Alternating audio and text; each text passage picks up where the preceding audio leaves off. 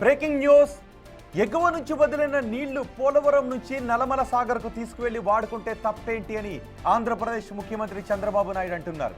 అలా చేస్తే పోలవరంలో మిగిలిన నీటిని తెలంగాణ కూడా వినియోగించుకునే అవకాశం ఉంటుంది అన్నారు.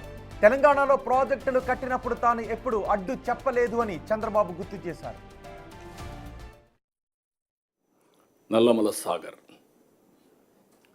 ఈరోజు నేను మొన్న కూడా అప్పీల్ చేసే తెలంగాణకు కానీ అందరికి కానీ మనం గుర్తుపెట్టుకోవాల్సిన అవసరం ఉంది. ఇది ఎవ్వరికి నష్టం లేని ప్రాజెక్ట్.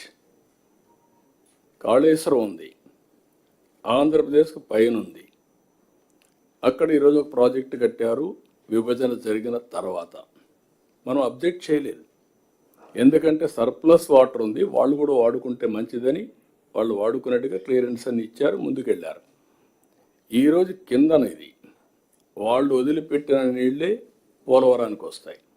పోలవరానికి నల్లమల సాగర్కి నీళ్లు తీసిపోయి వాడుకుంటే అవసరమైతే నాగార్జున సాగర్లో శ్రీశైలంలో మనం వాడుకున్న నీళ్ళు ఇక్కడ వాడుకుంటాం కాబట్టి కొన్ని మిగిలితే ఆ నీళ్లు తెలంగాణ రాయలసీమ పూర్తిగా వాడుకునే పరిస్థితి వస్తుంది.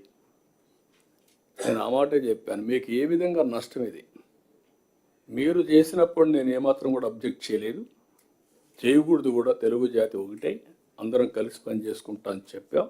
మనం